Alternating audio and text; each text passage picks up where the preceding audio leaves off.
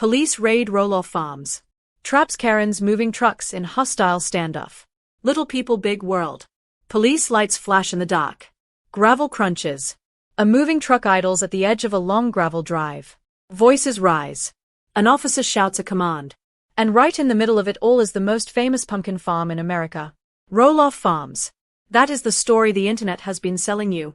Police raid Roloff Farms. Caryn's moving trucks trapped in a hostile standoff. Little people big world in total meltdown. But when you actually stop, take a breath, and look past the thumbnails and the all-caps titles, a very different story appears.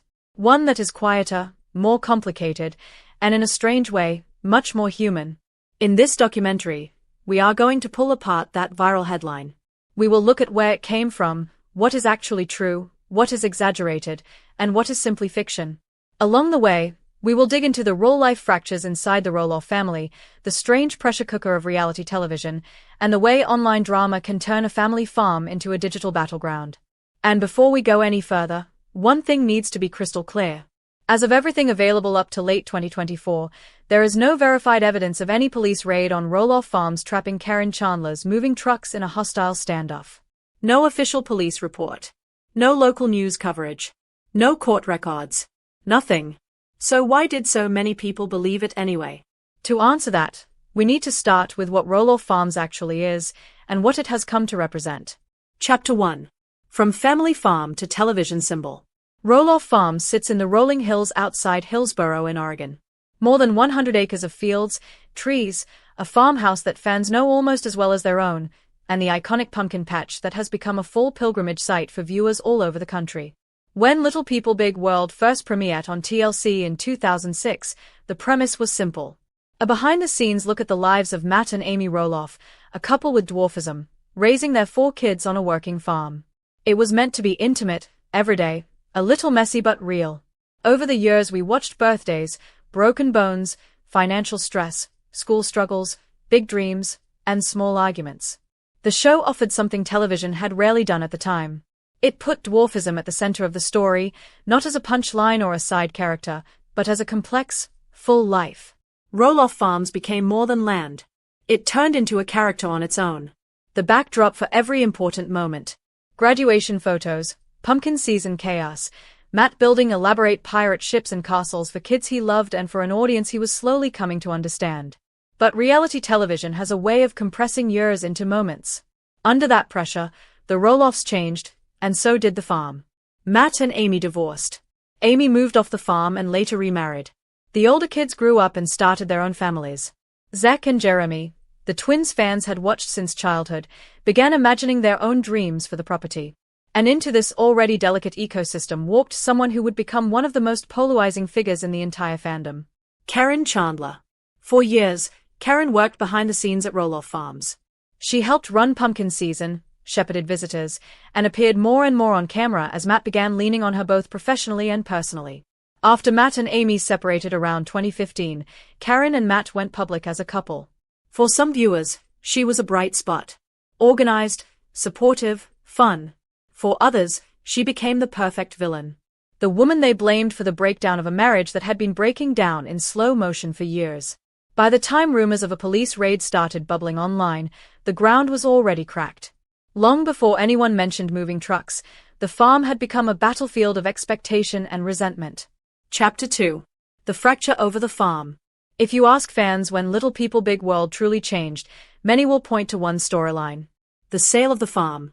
For years, the unspoken myth at the center of the show was simple. One day, one of the Roloff kids would take over the farm.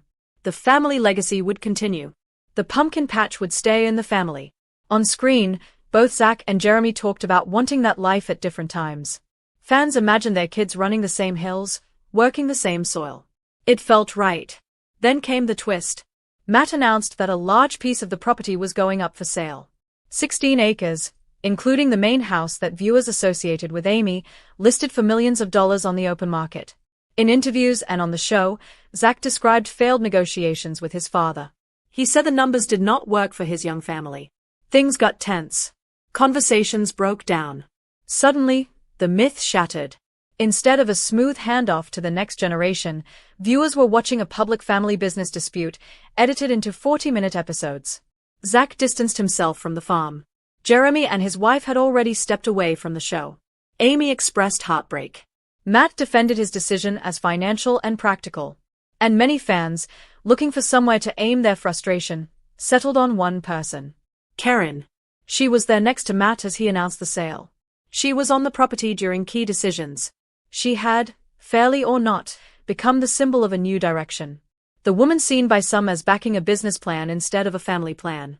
By the time rumors surfaced that Caryn was moving away to Arizona full-time, or that she wanted a fresh start far from the farm drama, some fans were openly gleeful. They wanted a sense of karma. They wanted a clean narrative. So when a thumbnail popped up on YouTube saying police raid Roloff farms trapping Caryn's moving trucks in a hostile standoff, it landed on an audience already primed to expect chaos, conflict, and punishment. But where did that story actually come from? Chapter 3. The viral headline. If you spend any time in the little people big world corner of the internet, you already know the pattern. A new episode airs. A small detail catches attention. Maybe a throwaway line about moving. A quick shot of a law enforcement vehicle during pumpkin season. A hint on social media about a change. Within days, reaction channels upload videos with titles that dial that detail up to 11. Words like shock, exposed, meltdown, raid, police, and standoff become common. Thumbnails show crying faces, flashing lights, sometimes even unrelated stock footage that just feels dramatic. The phrase police raid Roloff farms did not begin as a report from a journalist in Oregon. It emerged inside this feedback loop of commentary channels, social media speculation, and an algorithm hungry for outrage. One person posts a video with a dramatic title. It gets decent views. Another creator sees the numbers and makes their own version, sometimes based on the original video rather than any fresh reporting. On TikTok, a short clip circulates with text laid over a photo of Matt and Caryn, suggesting there was an incident with police and moving trucks. On Facebook groups, people who only read headlines repeat it as if it is settled fact. Suddenly, what started as a sensational spin on a tiny fragment of reality morphs into a storyline. Police raid. Trapped trucks. Hostile standoff. To understand how fragile that narrative is, we have to do the thing that almost no one does when a story is this juicy and this shareable. We have to slow down and check. Chapter 4. What actually happened? The fact check. Here is the hard truth. If law enforcement had actually raided Roloff farms in some sort of standoff involving moving trucks, you would not be hearing about it first from a blurry thumbnail or an anonymous social media account. Real raids on well-known properties generate paper trails. Police reports. Court documents. At the very least, basic coverage from local outlets and station reporters who live for stories like that. Instead, when you search for confirmation of this alleged raid, you find something else entirely. You find no news articles from Oregon outlets documenting a standoff at Roloff farms. No statements from the Washington County Sheriff's Office describing a raid at the property. No court filings that match the explosive language of those viral headlines. What you do find are years of normal, boring interactions between the farm and the outside world. Traffic control during pumpkin season. General security concerns that come with a tourist destination. Occasional references to law enforcement vehicles on the property for crowd management, especially when thousands of fans pack the area. None of that is unusual. And none of it fits the picture of a dramatic raid. There is also no verified record that police ever trapped moving trucks belonging to Caryn Chandler in a standoff. No photographs from bystanders. No videos from neighbors. No eyewitness describing officers blocking driveways and ordering drivers to stand down. The silence is telling. When the only place a story exists is in recycled YouTube titles and echo chamber threads, it is a strong sign that you are not dealing with investigative reporting. You are dealing with performance. Does that mean every single rumor about the Roloffs is false? Of course not. They are public figures with a long documented history on television and social media. Real conflicts exist. Real pain exists. But the police raid narrative in particular collapses the moment you push on it. So if it is not true, why are so many people willing to believe it? Why does it feel almost satisfying to imagine cruisers blocking Caryn's path as she tries to move out? To answer that, we have to leave the world of facts for a moment and walk into feelings. Chapter 5. Why the rumor felt true.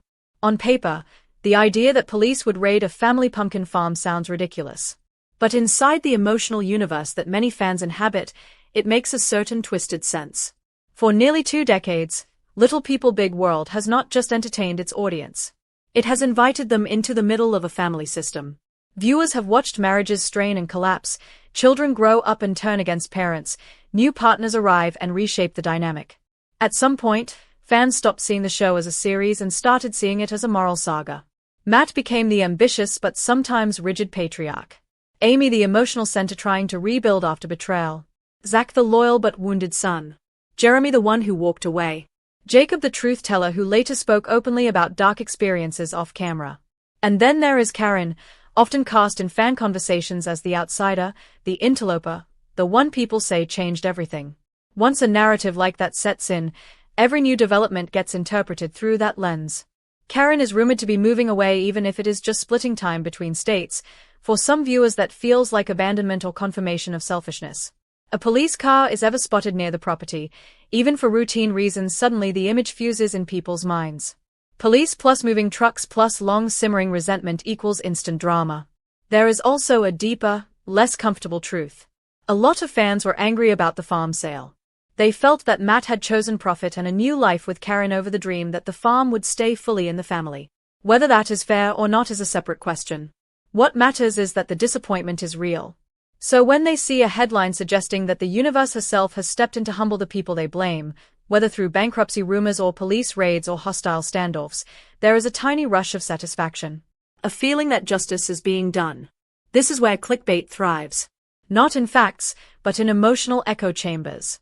The police raid story works as a kind of fantasy punishment for people some viewers have decided deserve to be punished. The problem, of course, is that the people at the center of that fantasy are still real. They still wake up in the morning and read their phones.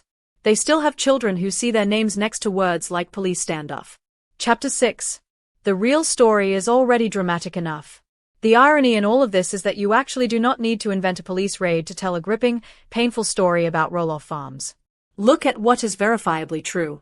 A marriage of nearly 3 decades fell apart under the glare of cameras and public judgment. That alone is devastating. A family business that symbolized unity became a bargaining chip in negotiations that left at least one son deeply hurt and estranged from the day-to-day operations. Amy had to watch the house where she raised her children be put on the market as a luxury rental, available to the highest bidder, all while filming her reactions for the very audience that had watched her build that life. Matt faced aging and health challenges while trying to maintain hundreds of acres and a television legacy, making decisions that alienated people he loves. The kids, who once climbed the big oak tree without a second thought, are now adults trying to figure out how much of their lives they still owe to a story that made them famous before they could truly consent to it. And then there is Caryn herself. Whether you like her or not, it is undeniable that she has been walking a tightrope. Partner to a man whose ex-wife is a core character, step-figure to kids who did not ask for another adult in their parents' triangle, judge and jury trialed daily by people who have never met her but speak about her as if they have. That is more than enough material for heartbreak, for empathy, for complex discussion about loyalty and betrayal. You do not need flashing police lights to make Roloff farms compelling. The human stakes are already sky-high. Chapter 7. Reality television and the cost of a story. What the police raid rumor exposes most clearly is how blurred the line has become between the Roloffs as a family and the Roloffs as content. From the network's perspective, conflict is good television. Tense conversations, misunderstandings, will they or will they not decisions about the farm. These are all narrative gold. From the fan's perspective, engagement is rewarded. Commenting, sharing, making reaction videos, speculating about motives, all of that feeds algorithms that then feed back more of the same. In the middle of that machine, the actual people have less and less control over their own story. Matt may sign contracts and call some of the production shots, but he cannot control how clips of his decisions get re-edited into outrage bait online. Amy can pour her heart out in a confessional, but once that tear hits the screen, it can be clipped, memed, and weaponized by those who want to paint her as either a martyr or a manipulator. Zach and Tori can step back from certain aspects of filming, but they cannot erase the years of footage that have already turned their private disagreements into public talking points. So when a headline screams that police raided Roloff farms, it is not just a lie about law enforcement. It is a symptom of something deeper. A culture that has started to treat reality television families as fictional characters we can script however we like. There is a cost to that. It shows up when a child of the family logs on and sees strangers debating whether their parent should be arrested, based solely on a rumor. It shows up when older fans who are not internet savvy see the headline and panic, believing their beloved farm is in legal trouble. It shows up every time someone who already feels misunderstood in their real life gets turned into a cartoon villain in a story they know not get to edit. Chapter 8. How to watch with empathy without losing curiosity. None of this means you have to stop caring about the Roloffs or the future of the farm. Curiosity is normal. They invited the world in. The show has asked you for years to pick sides, invest emotionally, and wrestle with big questions. It is healthy to wonder whether it was fair not to offer the farm to the kids at a lower price. It is fair to ask if Matt and Caryn moved too quickly after the divorce. It is fair to question whether the show has gone on too long. But there is a difference between asking hard questions based on reality and letting yourself be whipped around by fantasies of dramatic raids that never happened. If you want to stay grounded, there are some simple checks you can apply anytime you see an explosive headline about any reality television family. First, ask yourself who is reporting it. Is it a local news station in the same county, or is it a commentary channel that has never broken a story in its life before this? Second, look for multiple sources. One video repeating another video repeating a tweet is not confirmation. It is just a chorus of echoes.